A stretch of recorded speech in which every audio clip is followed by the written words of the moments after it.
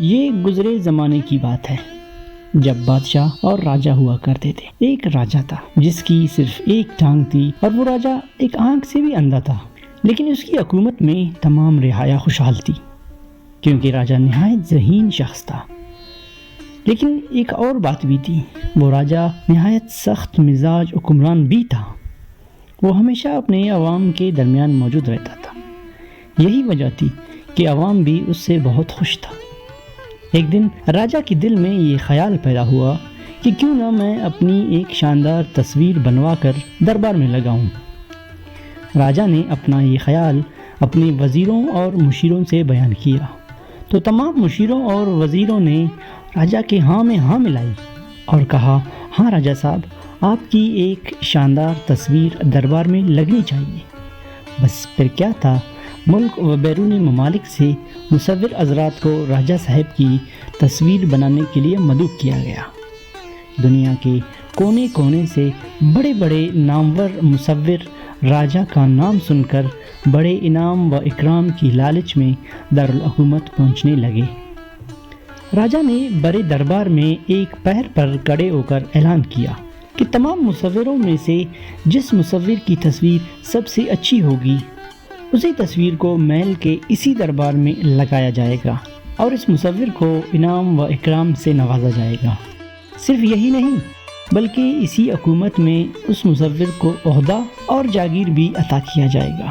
تمام مصور راجہ کا اعلان سن کر سوچنے لگے کہ راجہ صاحب تو پہلے سے ہی ایک ٹانگ سے لنگڑا ہے، اس کے چہرے پر ایک آنکھ بھی نہیں ہے، پھر اس ادھورے راجہ کی خوبصورت تصویر کیسے بنائی جا سکتی ہے؟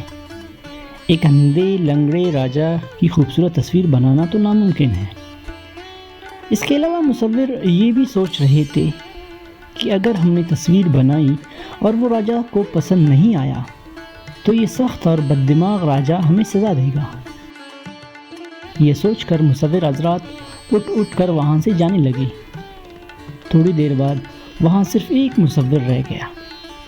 وہ اپنی جگہ سے اٹھا اور راجہ کو سر سے پیر تک دیکھنے کے بعد مسکرایا اور بولا، مہاراج، میں آپ کی تصویر بہت خوبصورت بناؤں گا اور مجھے امید ہے کہ آپ کو بہت پسند آئے گی اور وہ تصویر اس عالیشان دربار کی زینت بھی بنے گا۔ جناب، میرے رہنے اور کھانے پینے کا انتظام کروا دیں اور مجھے کام کرنے کے لیے ایک بڑا کمرہ چاہیے۔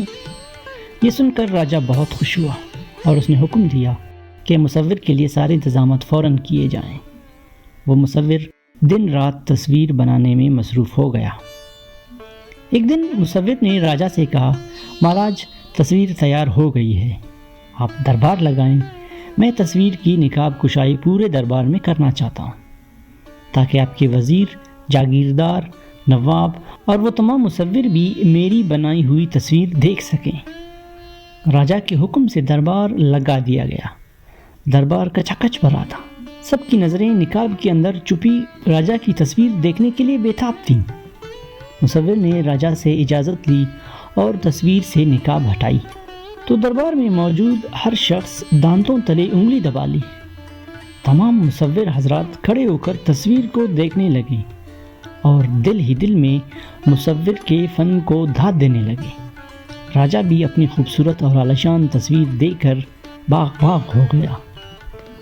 مصور نے جو شاندار تصویر بنائی تھی وہ کچھ اس طرح تھی کہ راجہ ایک پیر زمین پر موڑ کر بیٹھا تھا۔